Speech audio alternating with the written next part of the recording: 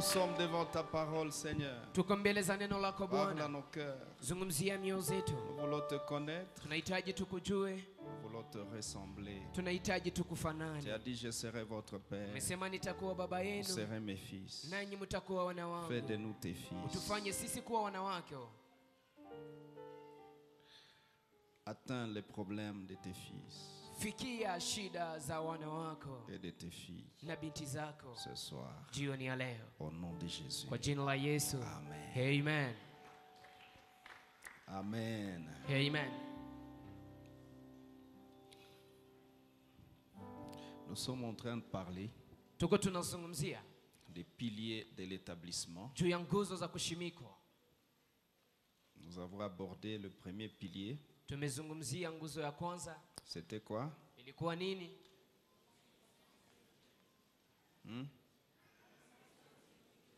La connaissance de Dieu. Kumjua Mungu. Et le deuxième pilier, Na nguzo ya pili, la qualité de l'homme, la femme établie. hali ya mtu mume ama mke ambaye ameshimikwa. La qualité de l'homme établi. Hali ya mtu ambaye ameshimikwa. Ce soir, je voudrais aborder quelques points Jioni ya leo ningependa nizungumzie nukta fulani fulani à ce sujet kufuatana na mada hii de la qualité de l'homme établi. juu ya hali ya mtu ambaye ameshimikwa. En effet, Kwa kweli, lorsque Dieu t'établit, wakati Mungu anakushimika, il a déjà fait beaucoup de choses ameshafanya mambo mengi pour que tu sois établi. ili uweze kushimikwa. Et nous avons vu déjà plusieurs choses. Na tumeshaona mambo mengi.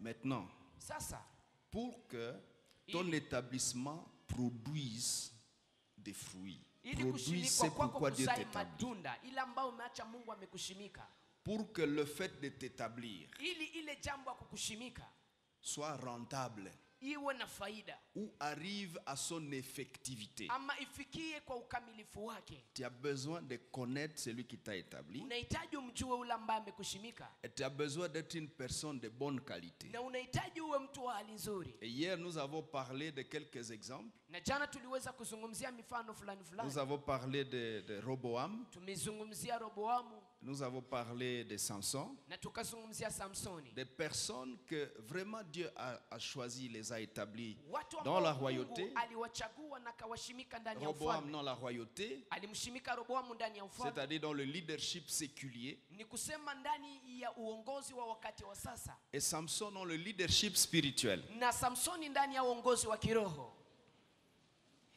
C'est à faire ces deux domaines dans la vie. Ni uwanja mbili ndani ya maisha. Les uns sont dans le séculier, Wamoja wanatumika ndani ya maisha ya les autres kawaida. sont dans le Na spirituel. wengine wako ndani ya maisha ya kiroho. L'un et l'autre Moja na mwingine nécessitent que l'on soit établi. wote wanahitaji washimikwe.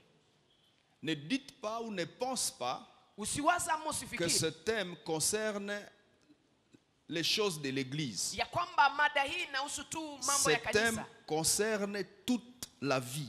Hii inahusu maisha yote. Parce que dans tous les aspects de notre vie, Maana ndani ya kila kiwango cha nous maisha devons yetu obtenir que Dieu nous établit. tunapaswa kupata kushimikwa na Mungu. Je vous ai même dit au premier jour, je crois, Niliwaambia hata siku ya que kwanza certaines personnes même ont besoin que Dieu les établisse dans leur propre maison. Vous vous rappelez? ya kwamba kuna watu ambao Parce que wanahitaji quand Mungu tu as awashimike achevé ndani ya ta nyumba maison, yao wenyewe ambao Et que Dieu wamejijengea. ne t'établit pas dans ta maison Sababu wakati umemaliza tu vas kujenga vivre nyumba yako dedans na Mungu akukushimika sans ndani, jouir de ça. utaishi ndani bila kuifurahia. Tu seras malheureux dans le lait. Utakuwa unateseka ndani ya maziwa.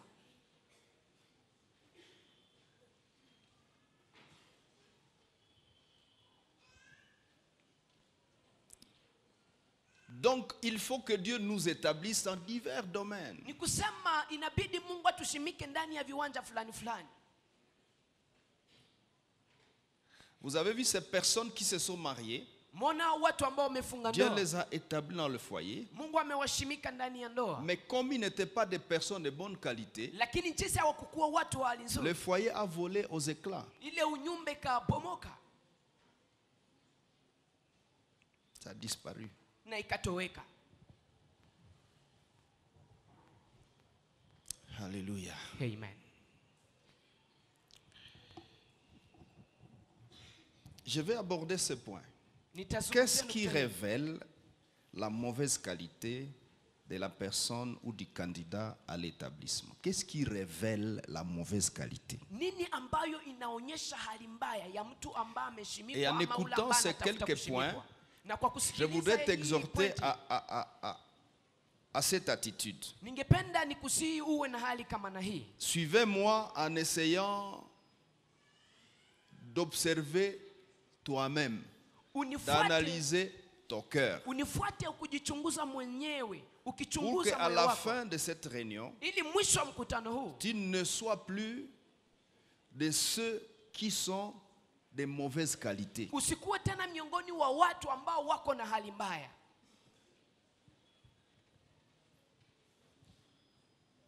Les gens de mauvaise qualité Watu wa hali mbaya finissent toujours par être rejetés. mara wanaishia tu kutupiliwa. Un mari de mauvaise qualité Mume wa hali mbaya finit toujours par être rejeté par le cœur de sa femme. anaishia kwa kutupiliwa na moyo wa mke wake. Une femme de mauvaise qualité Mke wa hali mbaya finit par être rejetée anaishia kwa par le cœur kutupiliwa de son mari. na moyo wa mume wake. Un choriste de mauvaise qualité Mwimbaji wa hali mbaya finira par être rejeté par le président. ataishia kwa kutupiliwa pamoja Mais na un msimamizi choriste wa de kwaya. bonne qualité Lakini mwimbaji wa hali nzuri va venir et il va avoir un grand espace dans le cœur du président. atakuja na atapata nafasi kubwa ndani ya moyo wa msimamizi wao. Elle est de bonne qualité. Iko wa hali nzuri. Un enfant de Dieu de bonne qualité Mtoto wa Mungu wa hali nzuri va se tailler un grand espace dans le cœur de Dieu. atajitengenezea nafasi kubwa ndani ya moyo wa Mungu. Un enfant de Dieu de mauvaise qualité Mtoto wa Mungu wa hali mbaya va s'étonner que Dieu est en train de le repousser. atakuwa akishangaa ya kwamba Mungu iko na Tu viens à Dieu, sukuma, unakuja Il kwa te Mungu, Mungu repousse. Tu es anakutupilia. de mauvaise qualité. Uko wa hali mbaya. Même dans nos familles, Hata ndani ya jamaa zetu, parmi tes enfants, miongoni mwa il y a watoto des wako enfants de bonne qualité. kuna watoto wa hali nzuri, Ils ont accès auprès du Père. wanakuwa na kibali karibu na Quand baba. papa vient, Wakati baba anakuja, les enfants de bonne qualité, watoto wa hali nzuri il les accueille si facilement. anawapokea kwa urahisi, Et l'enfant de bonne qualité na mtoto wa hali nzuri viendra facilement s'appuyer sur la poitrine de son père comme atakuja Jean. nasegemea kwenye kifua cha baba yake. Il est écrit Imeandikwa que Jean, ya kwamba Yohana c'est cet apôtre ni ule mtume qui s'appuyait sur la poitrine de Jésus. ambaye alikuwa anasegemea Même kifua dans cha Yesu. l'équipe de Jésus, Hata ndani ya kundi timu la il Yesu avait besoin de personnes de bonne qualité. alikuwa anahitaji watu wa hali nzuri, Il pouvait sortir dans certaines courses na angepasa aondoke ili aende kufanya vitu fulani fulani, et ne pas aller avec tout le monde. na asiende na watu wote. Il allait avec Pierre, Jean et Jacques. Alikuwa anaenda pamoja na Petro, Yohana na Yakobo, De sorte qu'à la montagne de transfiguration, ili kwenye mlima ambao utabadilishwa sura. il n'a pas dit aux autres il allait où. Hakuambia watu wengine Mais il anaenda a dit, wapi, Jean-Pierre, venez. lakini aliambia Yohana, On Petro, va quelque mkuje, part ici. na tunaenda fasi fulani. Et puis ils sont allés à la montagne. Na kisha Ils wakaenda ne savaient pas mlimani ils allaient où. na hawakujua wanaenda wapi, Mais ils sont surpris. lakini wanashangaa, Ils ont fait l'expérience waliishi mambo du ciel ouvert. ambao wanaona mbingu ikifunguliwa. Ils ont participé à ça.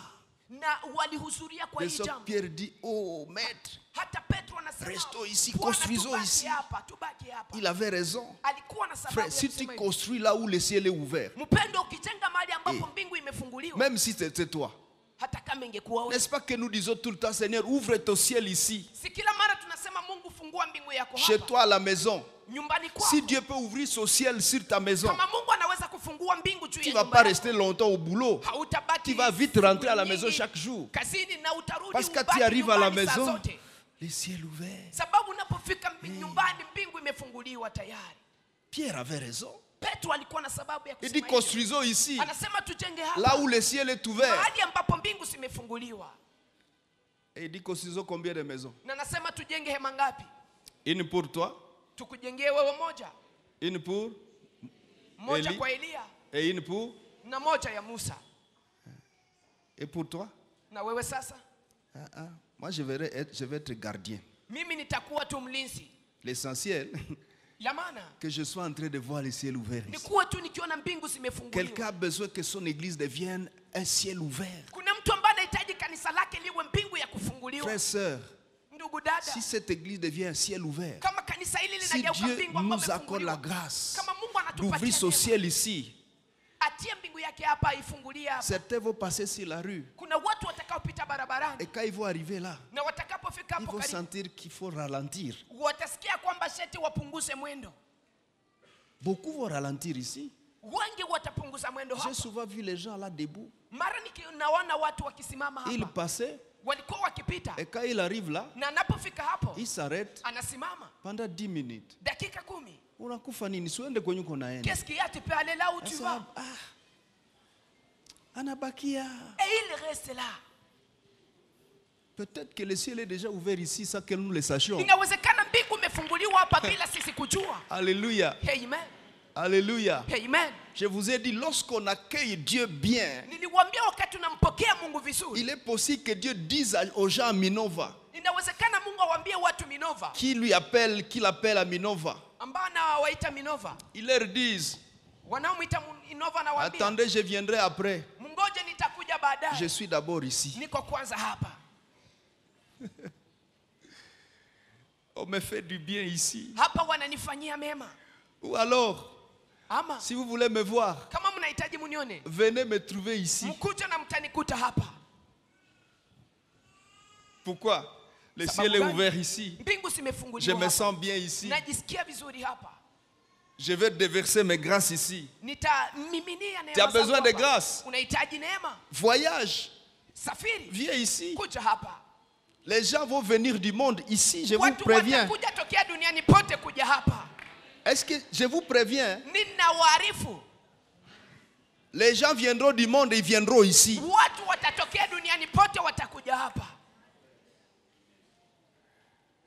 Mais il faut que nous soyons des enfants de Dieu de bonne qualité. Parce que notre bonne qualité va crier très haut jusque dans le monde entier.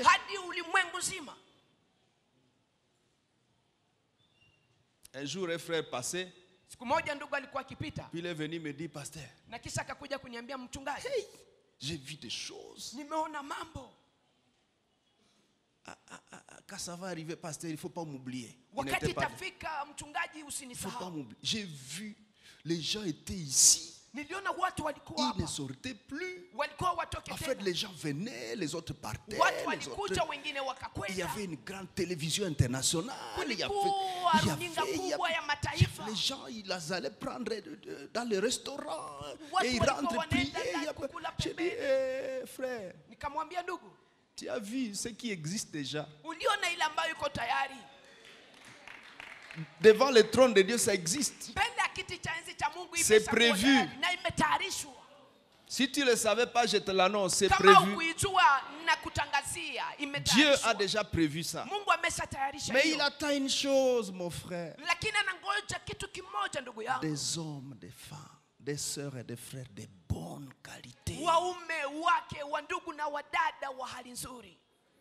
De bonne qualité. Seigneur, aide-moi à être un pasteur de bonne qualité. Aide-moi moi-même, Seigneur. Il est écrit, nitampiga mchungaji wa kondoo. Il est écrit que je frapperai les bergers. Et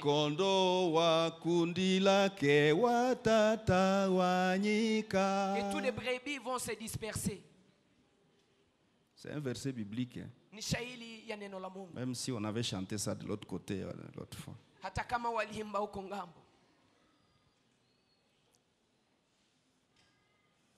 Des hommes et des femmes de bonne qualité. Tu peux dire avec moi, Seigneur, aide-moi à être un homme, une femme. Aide-moi, Seigneur. Je veux être de bonne qualité. Et tu as dit ça? Tu as dit à Dieu? Quelqu'un devait crier, Dieu, aide-moi. Je veux être de bonne qualité, Seigneur. Nous avons trop trahi l'Éternel. Mara tunakuwa tukisaliti sana Bwana. Nous avons trop trahi le but de Dieu sur notre vie. Tumesaliti sana lengo la Mungu juu ya maisha yetu. On a trop trahi l'église. Tumesaliti sana kanisa. Il y a des gens qui critiquent leur église. Kuna watu ambao wanakuwa wakinena kanisa lao vibaya. Tu es un membre qui est comment là? Wewe ni mwanamemba gani? Quand tu es ici, tu loues Sanjola. Unapokuwa hapo unakuwa kiisifu. Sanjola. Quand tu arrives dehors, na unapofika tu sasa critiques les archois. Unaweza kuteta wanamemba wa kanisa hili. Tu critiques les serviteurs. Unateta watumishi wa Tu es Mungu. de quelle qualité? Wewe uko wa hali gani? Bwana asifiwe. Amen. Regardons. Tutazame. La première chose qui révèle jambo la kwanza linaloonyesha la mauvaise qualité des personnes candidates à l'établissement. Hali mbaya ya watu ambao ni wakandidati kwa kushimikwa. Les gens de mauvaise qualité se révèlent premièrement watu wa hali mbaya wanaonekana par une vie superficielle. Kupitia maisha ya juu.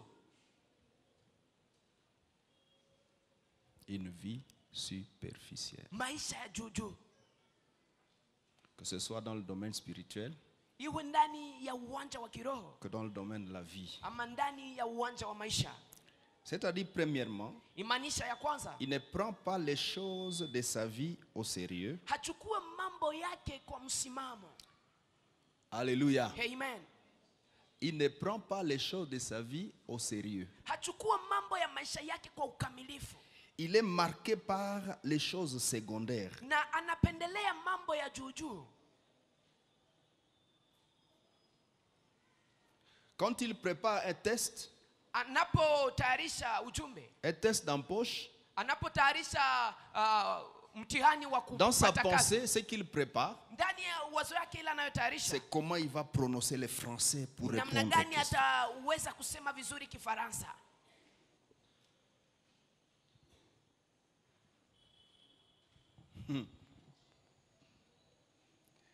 Il ne prépare pas quel genre de matière on va me demander. C'est à quoi il pense, c'est comment je serai habillé.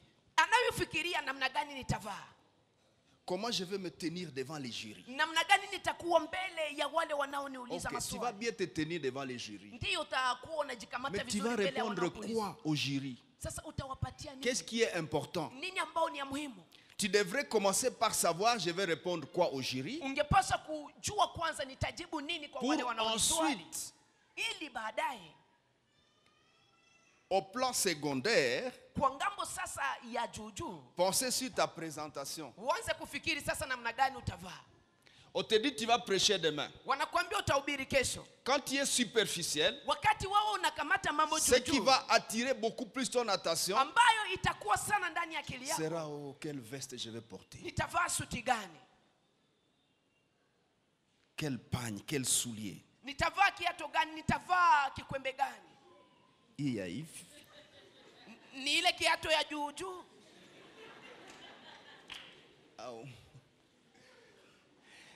Et tu peux passer tout autant, même une heure.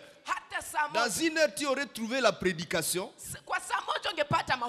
Mais dans une heure, tu n'as pas encore commencé à chercher la prédication. Tu cherches les formes. Les femmes vérifient. Comme ça, ou alors. Anaangalia ndani ya kioo.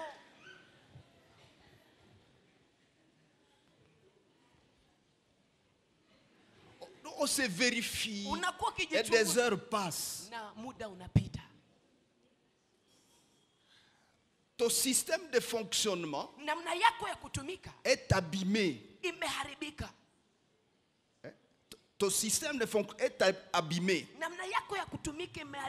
Il y a le virus de la superficialité. De sorte que l'ennemi, je vous ai parlé l'autre fois sur les attaques sournoises. C'est quand il va rester 15 minutes, 30 minutes. Tu as déjà préparé toute la forme. Tu te concentres rapidement.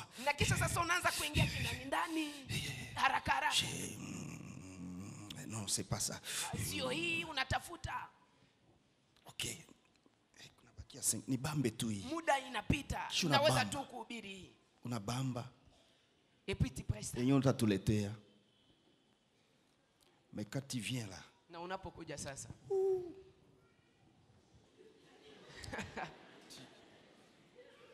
En fait, tu es correct dans les choses superficielles. Mais tu n'es pas correct dans les choses principales. Tu n'es pas correct dans les choses importantes. Ça a tué beaucoup de sœurs, cette affaire-là. Elles se préparent pour le mariage au plan superficiel. Forme, massage. Wanaangalia jinsi watanyorosha mwili. Kama hapa kuna vimba. Kama matumbo inaanza kuwa. Wafe les abdominaux. Ok. Et puis les frères, comme tu as fait les choses superficielles, les frères t'aperçoivent. Et il vient avec son coup de foudre ou bien sa direction, je ne sais pas de quelle origine. Et puis il va t'épouser. Tu arrives dans le foyer, tu es une femme de mauvaise qualité. Mauvaise qualité.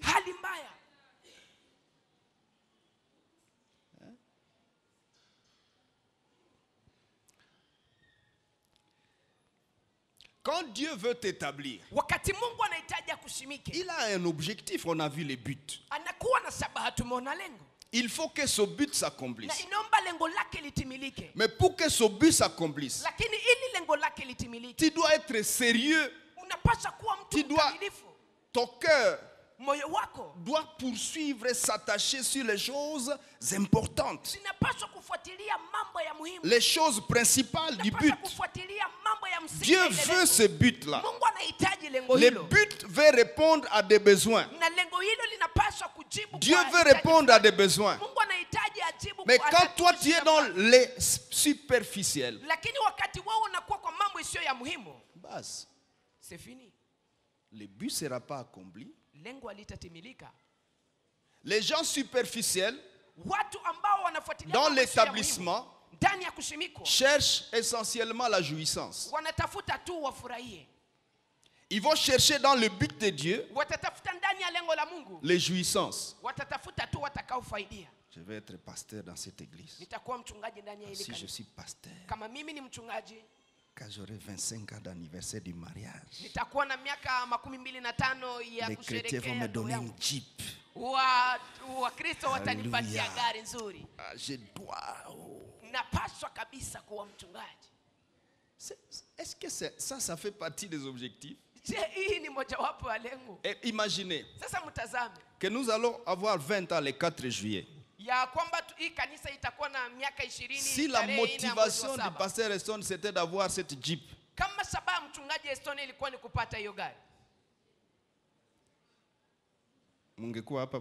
est-ce que vous serez ici? Vous serez avec un pasteur qui vous escroque pour qu'il ait la Jeep. Ça ne fait pas partie des objectifs. Dieu a dit bâtis-moi un peuple. Point. Si un jour la Jeep arrive, gloire à Dieu. Si un jour la Jeep n'arrive pas, gloire à Dieu. Gloire à Dieu. Si on est dans la Noah, qui change de voix, gloire à Dieu. L'essentiel, elle nous prend de là et nous fait arriver là. Et puis de là, et puis on visite une autre famille. Ça suffit. Ça suffit. Les jouissances dans l'objectif de Dieu sont des accompagnements. Ça ne fait pas partie du principal. Si mojawapo ya jambo la msingi. Mais les gens superficiels lakini watu wa juju vont préférer attirer toute leur attention sur les jouissances. Watatamani uangalie tu ile mambo watakayoifurahia.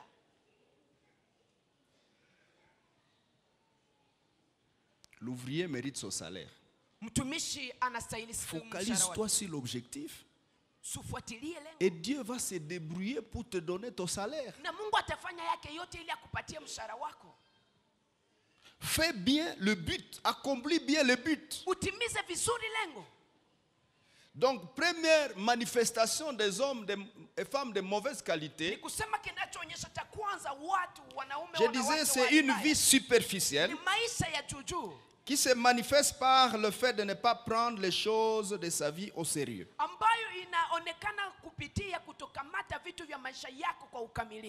Il est écrit dans Jérémie 48, 10, maudit soit celui qui fait l'œuvre du Seigneur avec négligence.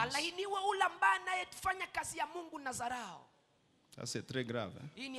Donc si tu es superficiel, il est possible que tu es en train de vivre certaines malédictions de ces versets.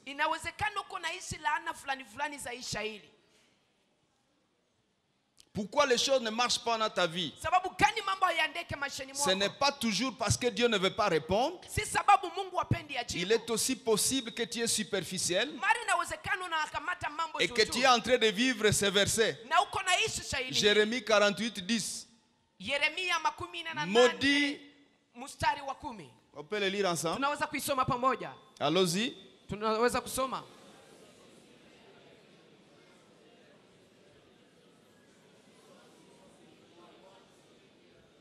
Maudit soit celui qui éloigne son épée du carnage. Le carnage, c'est le but. Dieu prévoit le but. Et quand tu es dans les superficialités, au lieu que ton épée, c'est-à-dire ton cœur, tes capacités, tes talents, au lieu de les appliquer au but, au carnage, tu les éloignes et tu les appliques à des choses superficielles. Les gens superficiels se manifestent aussi par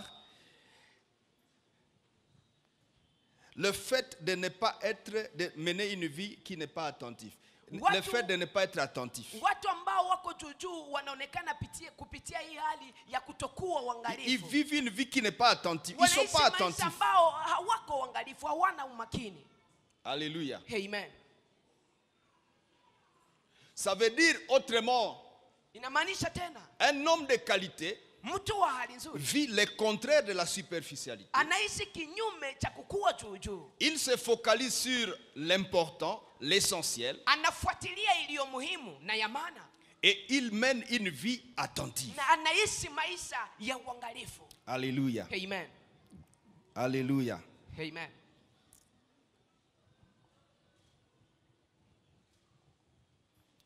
Deuxième manifestation de la mauvaise qualité de l'homme à établir, c'est l'arrogance et l'orgueil. L'arrogance et l'orgueil. Alléluia. Amen. Alléluia. Amen. Je vais prendre l'exemple de Saül le roi. L'expérience de cet homme nous donne beaucoup de leçons. Quand vous lisez dans 1 Samuel chapitre 15, chapitre 13 d'abord, regardez avec moi 1 Samuel 13. Alléluia. Amen. 1 Samuel 13. Saül venait d'être élu roi, plutôt choisi roi, et établi roi, et il a commencé à régner.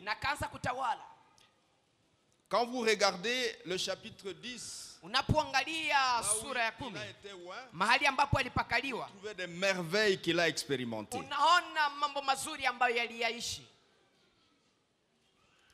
Et puis ensuite, Na kisha baadaye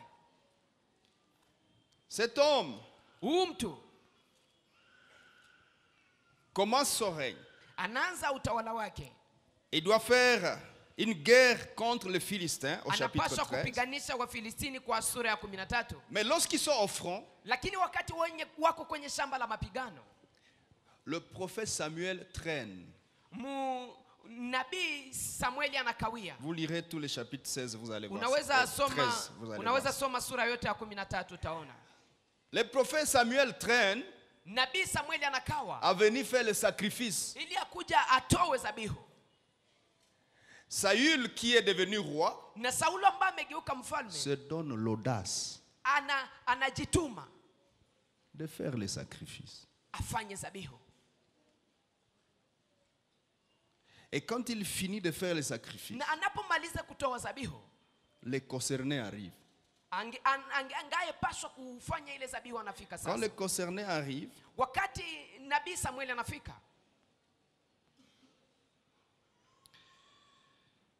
Saül lui répond. Saulo akamjibu,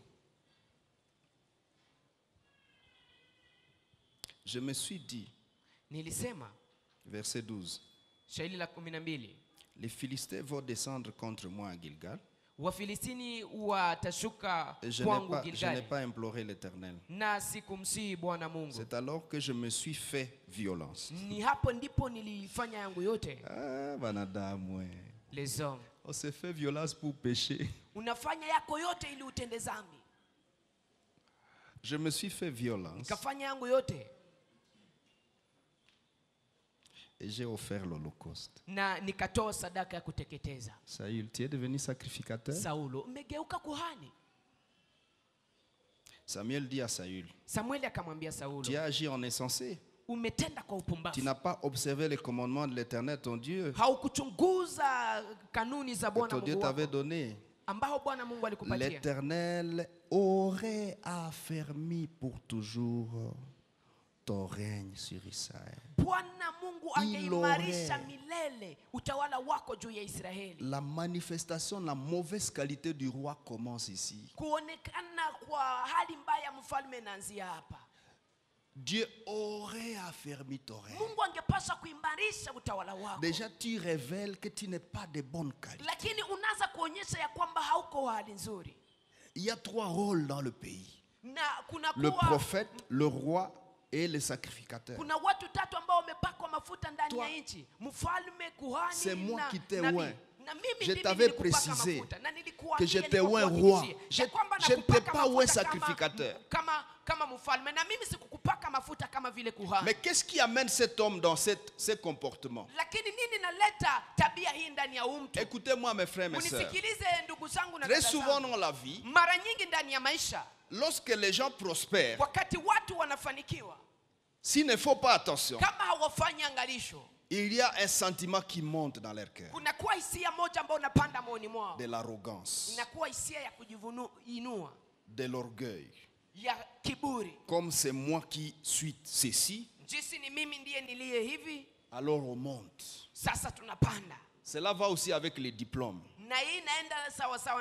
Quand tu as juste un graduat, tu es encore calme. Quand tu montes à licence,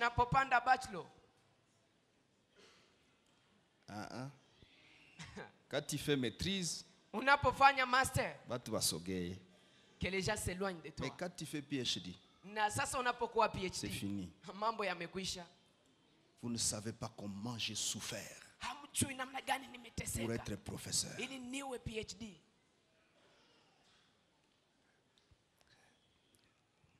Faites attention. Lorsque tu montes en pouvoir, en grâce, en capacité, en position sociale, il y aura cette attaque sournoise qui va commencer à monter dans ton cœur. Parfois sans le savoir. Parfois en le sachant.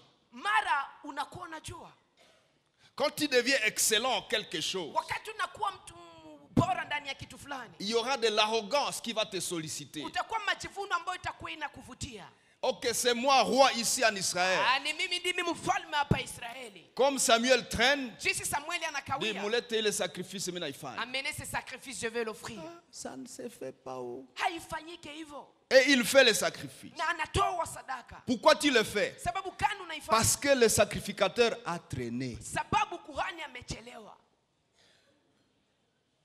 J'ai raison. Nina sababu. Mais le sacrificateur a traîné. Si kuhani amechelewa. Qu'est-ce que vous vouliez que je fasse? Nyinyi mnapenda nifanye nini? Tu es entré sur le terrain d'autrui. Umeingia ndani ya uwanja wa watu.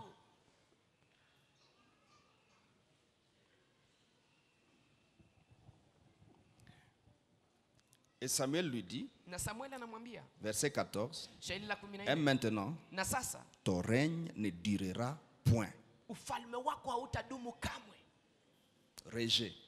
Unatupiliwa. On vient de te découvrir. Wamekugundua. Tu es de mauvaise qualité. Uko wa hali mbaya. Ton règne ne va pas continuer. Ufalme wako hautaendelea. Mais tu es encore roi. Lakini ungali mfalme. Vous imaginez, tu es dans un poste Unaweza kuona uko ndani ya kazi. et que Dieu vient te dire, na kisha Mungu anakuja kukuambia, comme tu te comportes comme ça, jinsi uko naenenda hivi, ton poste ne va plus durer. kazi yako haitaendelea. Si tu es de bonne qualité, Kama uko hali nzuri, comment tu fais? unafanya nini? Tu t'amendes. Unajikosoa. Tu te corriges. Unajirekebisha. Mais ça n'a pas été le cas pour mon frère ici. Lakini ndugu yangu Saulo akufanya hivi. Quand vous avancez au chapitre 15, unapoendelea kwenye sura ya 15, Saulo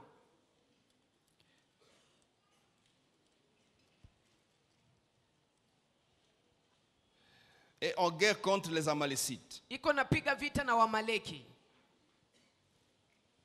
Dieu lui dit, Mungu anamwambia, tu vas livrer les Amalécites à l'interdit, c'est-à-dire tu extermines tout le monde et tu tues tout. Utaangamiza Wamaleki wote. Là encore, hapo tena, ça c'est l'instruction de Dieu. Hii ni maarifa ya Mungu, agizo la Mungu. J'aimerais préciser cet élément. Ningependa nitilie mkazo hii jambo. C'est-à-dire l'arrogant et l'orgueil ne tient pas compte de celui qui l'a établi. Dieu n'a pas besoin de t'établir pour que ensuite tu ne tiennes pas compte de lui qui vient de t'établir.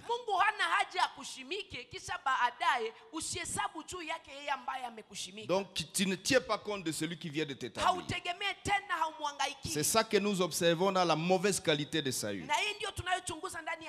Alors Dieu lui dit, tu vas livrer à l'interdit les Amalécites. Et quand il arrive là-bas, qu'est-ce qu'il fait? Ils tuent quelque chose et puis ils observent que ça c'est bon, ça, gardez. Ces bœufs-là, gardez ça. Le peuple l'emboîte aussi, il dit, oh roi, il y a bien. Il dit, vous gardez. Et souvent, pour justifier nos forfaits, nous cherchons des raisons valables pour recouvrir nos bêtises.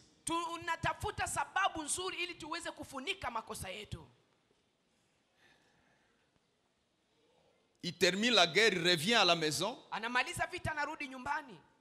avec les brebis et les bœufs qu'ils ont pris au lieu de les tuer. Et plus fort encore, roi Saül épargne le roi des Amalécites. Et il vient avec. Quelle était l'instruction? Va, livre à l'interdit. Qu'est-ce que tu as fait? Je n'ai pas livré à l'interdit, mais j'ai pris quelques biens. Mais pour justifier mon forfait, lorsque Samuel lui pose la question, pourquoi tu as fait ça? Regardez la mauvaise qualité des hommes. Verset 20, Saül répondit à Samuel, j'ai bien écouté la voix de l'Éternel et j'ai suivi les chemins par lesquels m'envoyait l'Éternel. J'ai amené Agag le roi Et j'ai dévoué par interdit les Amalécites. Mais les peuples, vous voyez, depuis le jardin d'Éden, Adam dit, mais la femme que tu m'as donné le fruit. Saül dit aussi, mais le peuple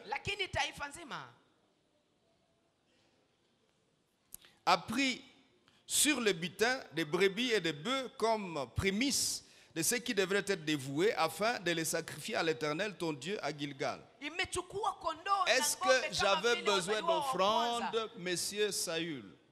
Je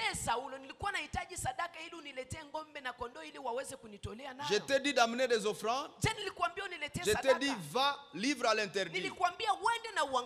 Je t'ai établi et je t'ai donné des instructions claires. Tu vas livrer à l'interdit. Mais l'arrogance et le plaisir du pouvoir donne à Saül un sentiment de marge. Non, il se donne une marge de liberté, de désobéissance. Comme c'est moi le roi, j'ai quand même une marge de commettre quelques erreurs et ce n'est pas grave. N'est-ce pas ce que tu te fais souvent? Vu ta position. Vous avez entendu ce genre de phrase?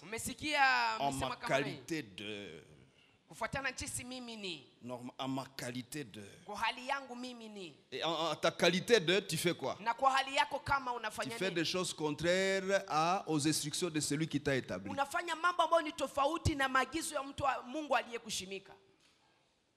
Les paniers des offrandes vont commencer à passer. Tu pries et tu mets ton offrande dedans.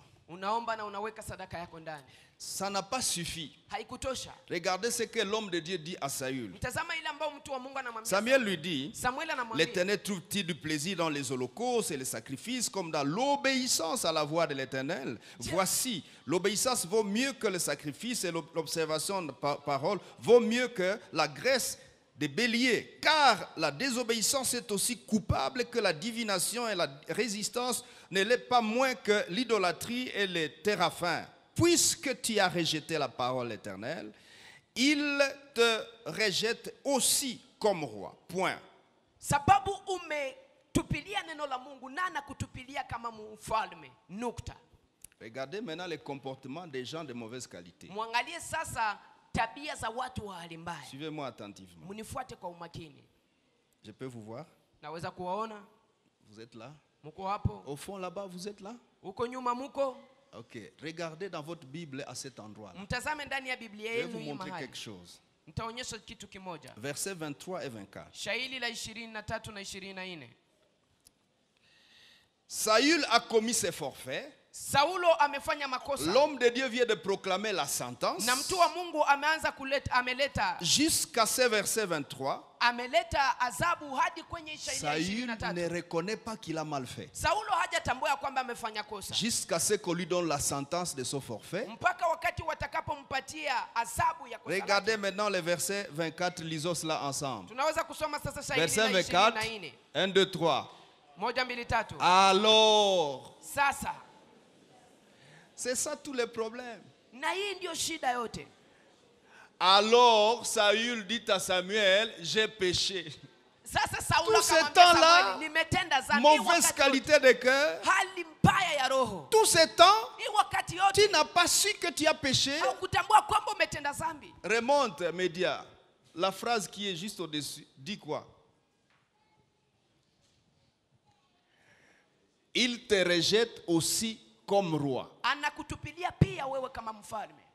La phrase suivante dit, alors. Est-ce que vous avez ça dans votre Bible aussi? Tu es puni. Tu es rejeté. Alors. Homme de Dieu, pardonne-moi. Mtu wa Mungu nisamehe. J'ai péché contre l'Éternel. Nimemkosea Mungu. Donc, jusque maintenant, je suis déjà là. Ni kusema mpaka sasa nimeshakuwa hapo. Homme de Dieu, tu n'es toujours pas conscient. Tu es tellement superficiel, quoi. Unaangalia mambo juu juu. Ta vie est tellement à la légère.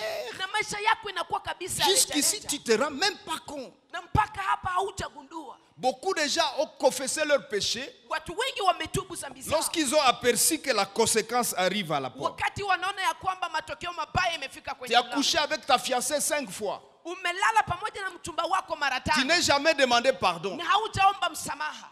Lorsque la 7e fois la grossesse est là, na wakati mara 7 sasa tu mimba cours imeingia. chez le pasteur. Pasteur, Unakimbia kwa vraiment, mchungaji. on est tombé. Tumeanguka mchungaji. On est tombé. Mumeanguka. Quoi? Nini? Donc elle est grosse. Ni kusema iko na mimba. Kamimba kakisha ingia. Lorsque la grossesse est déjà là dedans. Alors, Sasa on va à l'Éternel naenda kwa Bwana. et on dit, j'ai péché. Nimetenda dhambi. Superficiel. Unaangalia mambo. Quelle est la qualité de foyer que tu vas fonder avec ça? Ni hali gani ya jamaa ambayo utaiunda pamoja na hii?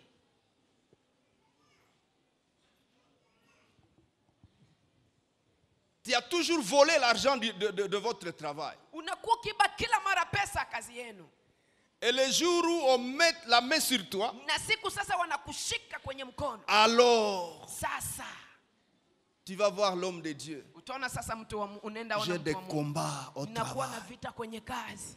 Priez pour moi, Uniombee. pauvre serviteur. Mtumishi wa Mungu. Seigneur, Baba. défends ton fils. Baba umutetee mwana wako. Tufungue macho pia Seigneur, Mungu. ouvre-nous les yeux. Pasteur, j'ai vraiment des combats. Je ne comprends pas ces Mchungaji, chefs-là. ninakuwa na vita kabisa, sielewi huu mkubwa Tu as huu. toujours mis la main dans les sacs. Kila mara unatia mkono wako ndani ya mfuko. Maintenant, le chef t'a trouvé en train de mettre la main dans les sacs. Sasa mkubwa amekukuta ukitia mkono wako ndani ya Alors tu mfuko. prends conscience que j'ai des combats. Na Quel sasa combat? unakuchukua En dhamiri fait, ya qui kwamba uko na vita. a des combats? Sasa nani ambaye C'est anakuwa na vita? l'entreprise qui a des combats. Ni kampuni ambayo inakuwa na vita. Et celui qui fait des combats contre l'entreprise, Na ambaye anapiganisha c'est kampuni toi. ni wewe. Donc c'est toi qu'on doit combattre. Ni kusema ni wewe ndiye Et tunapaswa si nous kupiganisha. faisons la prière, Na kama tunafanya Seigneur, Bwana, défends celui qui est combattu. wewe ndio kampiganie ule ambaye C'est toi qui vas recevoir les Ni coups. wewe ndio utapokea On mangumi. va te virer. Watakufukuza.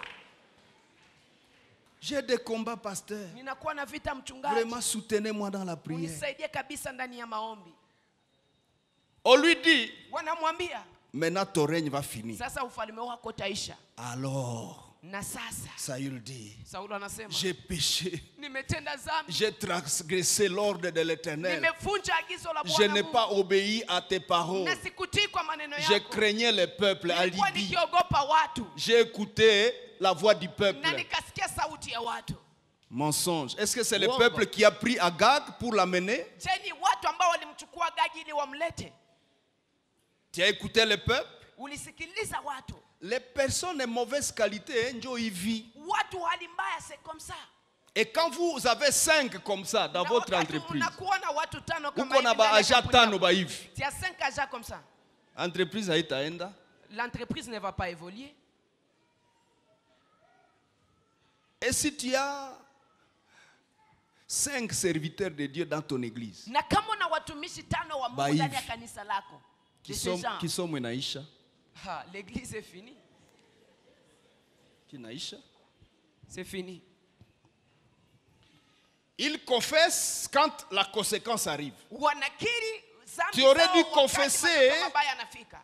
Au moment où tu as péché, Ungepasha tubu Dieu wakati allait ulipotenda te dhambi. pardonner avec joie. Na Mungu angekusamehe na Et tu furaha. t'aurais repenti et abandonné. Na ungepasha tubu na unaacha. Mais quand tu confesses le jour de la sentence, Lakini wakati unatubu dhambi siku je ya ne suis hukumu, pas sûr que Dieu te pardonne. siwazie ya kwamba Mungu anaweza kusamehe.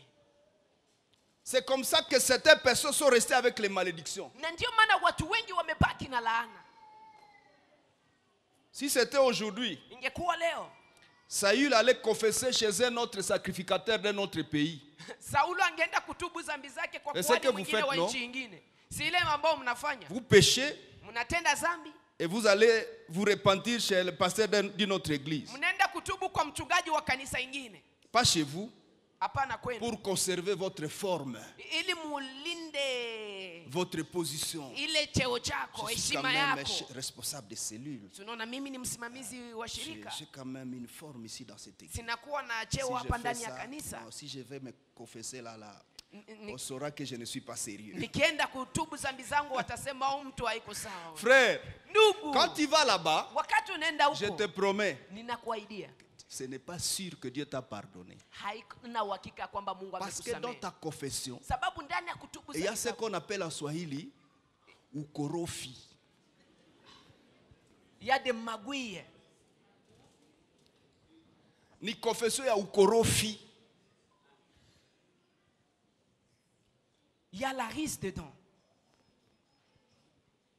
Alors vous voulez que Dieu vous pardonne avec une repentance de ukorofi? Avec pamoja na kutubu ya ukorofi.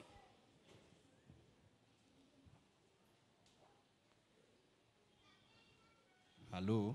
Allô? Tu es en train de t'évaluer? Tu es de bonne qualité? Ou tu es de mauvaise qualité?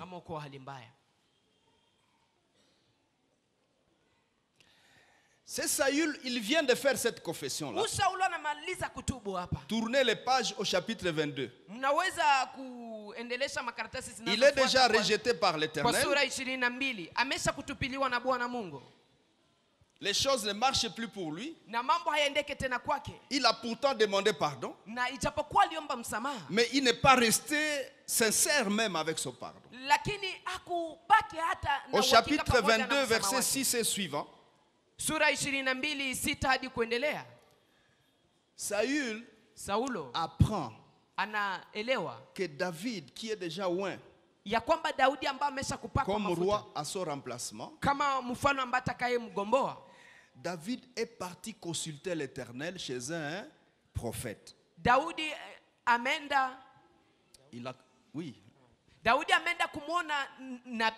Pour avoir des orientations de Dieu dans les combats qu'il est en train de passer. Alors on vient informer Saül qu'on a vu David chez Achimelech.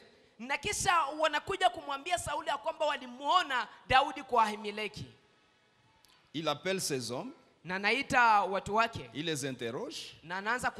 Il leur dit, mais comment vous m'abandonnez? Et puis ce fils d'Isaïe là, est-ce qu'il a des terres qu'il va vous donner? Qu'est-ce qu'il fait? Il fait appeler Achimelech, l'homme de Dieu. Il lui dit, pourquoi tu as prophétisé sur ce jeune homme là?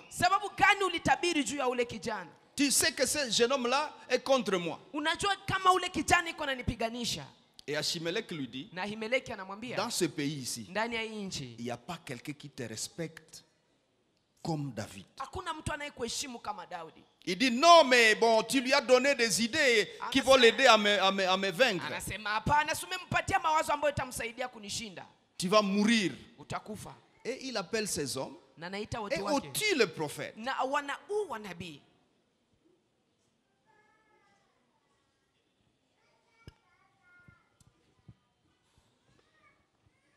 Ensuite,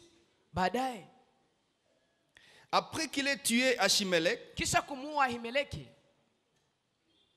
verset 17, le roi dit aux coureurs qui se tenaient près de lui,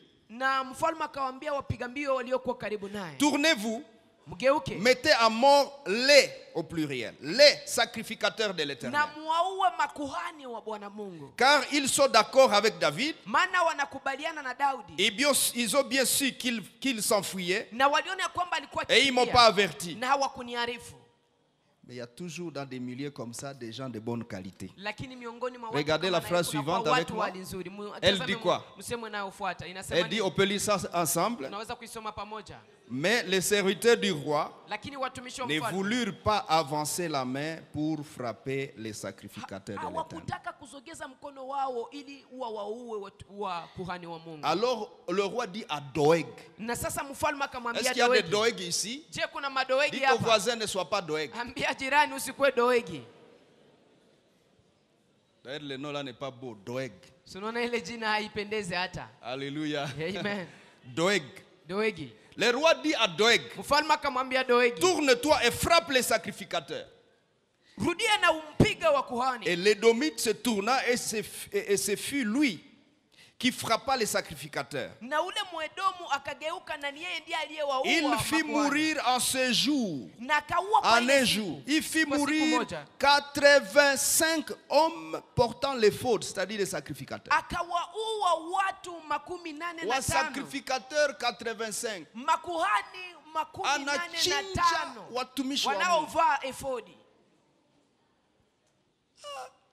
Ça n'a pas suffi. Haikutosha. Saül frappa encore. Na Saulo lui-même va. Yeye mwenyewe akaenda. Il frappa du tranchant de l'épée Nod. Akaua kwa upanga Nobu. Nob. Mji wa Nobu. Ville sacerdotale. C'est-à-dire ville des sacrificateurs. Mji wa kuhani. C'est-à-dire Saül livre à l'interdit la ville des sacrificateurs. Maintenant réfléchissez avec moi. Dieu a dit à Saül, va livrer Amalek, l'ennemi de mon peuple, à l'interdit. Il ne les a pas livrés à l'interdit, il a pris quelques-uns. Mais ici, lui-même prend l'initiative comme roi. Parce que c'est moi le roi. Il prend l'initiative. Pourquoi tu fais ça? Parce que les sacrificateurs ont prophétisé favorablement sur mon ennemi. Ok. Mais d'où venez-vous? Et toi et David? Vous avez été loin avec la même corne d'huile d'onction.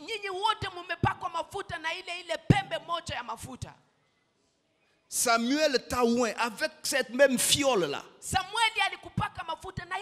Et puis il a oint David, la même fiole, le même esprit, la même onction. Maintenant, avec ton établissement, tu as été établi roi. Tu décides d'exterminer les gens qui oignent les rois. Pour que toi tu restes avec quelle royauté? Que tu restes avec quelle onction? Avec quelle vie?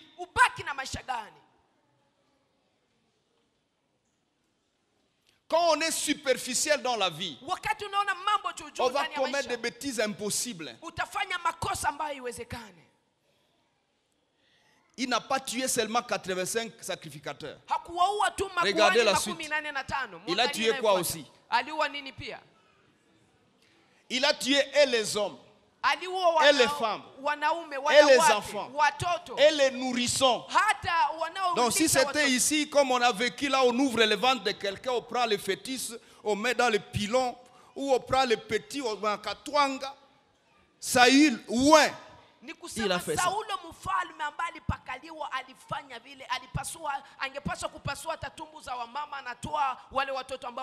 Banahimaliza muhichinji. Kwa nini? Parce que un petit est parti consulter Dieu.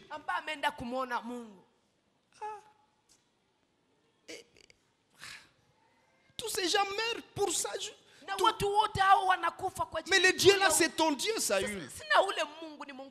Quand quelqu'un va voir ce Dieu là, il mérite la mort.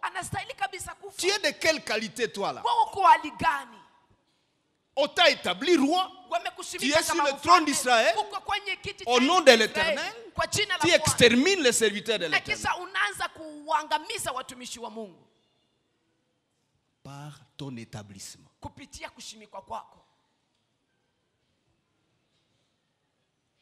Alléluia. Amen. Unafika wapi? Comment tu te trouves?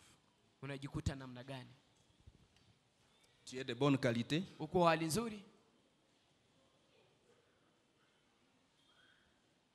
Tu es serviteur de Dieu. Tu es de bonne qualité?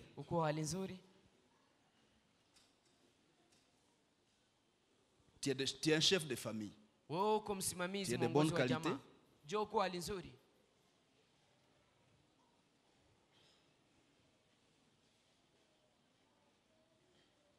Comment des mamans n'ont pas envoyé leurs filles dans la prostitution? Wamama ngapi wametuma wapinti wao ndani ya ukahaba sababu hakuna pesa tena ndani ya nyumba.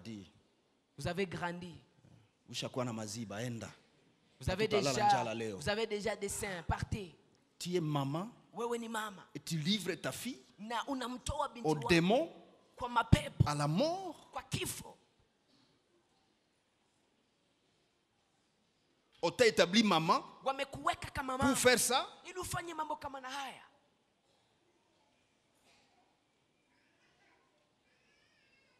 Quel domaine de femmes aujourd'hui qui ont été établis en quelque chose pour un but divin. Mais tu es en train de faire quoi? Tu es dans quoi? Tu es où par rapport à ce but-là? Certains ont fait l'école du ministère. Tu es où par rapport au but de ta formation? Certains sont des responsables de cellules. Tu es où par rapport au but du responsable de cellules? Tu es responsable de département. Tu es où par rapport au but de ton département? Tu es dans quoi? Tu es pasteur. Je nous parle. Munaweza mimi niko na basema niko na tusema sie hapa. Tu es pasteur. Wewe ni mchungaji. Tu es dans quoi? Uko ndani ya nini? Par rapport au but, le but de Dieu. Kufuatana na lengo la Mungu. Le but pour lequel tu es devenu pasteur. Lengo ambao umeacha uwe mchungaji. Tu es dans quoi? Uko ndani ya nini?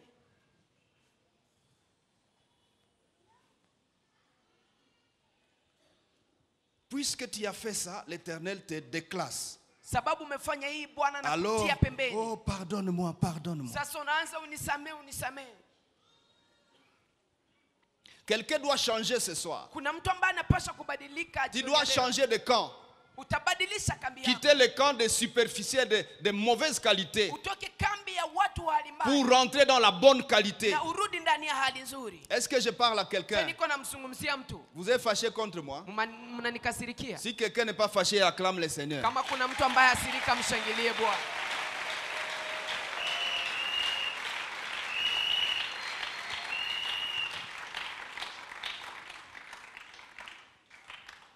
Je voudrais qu'on se limite ici et prier un peu.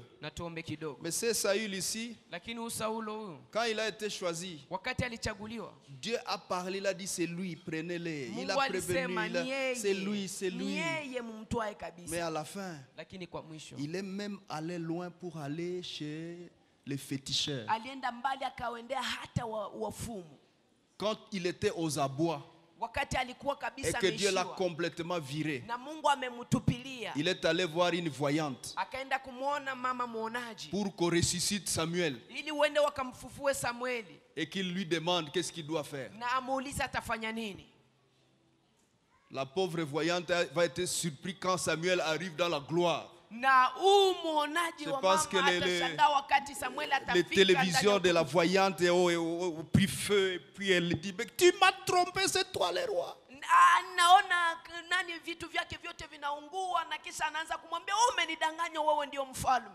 Tu vas jusque chez les féticheurs. Tu as été établi. Lui il est venu sur ta tête. Lèvons-nous, on va prier.